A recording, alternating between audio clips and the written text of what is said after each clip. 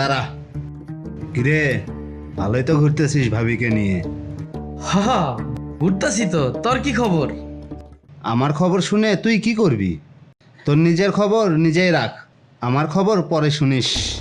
কিরে হৃদয়, তুই এমন করে কথা কইতাছস কে? তুই কি প্রেসিডেন্ট নাকি যে তোর সঙ্গে সাবধানে কথা বলা লাগবে? এই তোমরা থামবা। আর তুই এখানে কি কাজে আসছিস আগে বলতো। শোন, একটা টার্গেট পাইছি, আগামীকাল যেতে হবে, রেডি থাকিস। এই দাঁড়া, তুই কবে থেকে টার্গেট ফিক্সড করস? টার্গেট ফিক্সড করি আমি ছাড়া আর কেউ না। এমন কোনো রুলস আছে যে তোকেই সব টার্গেট ফিক্সড করতে হবে?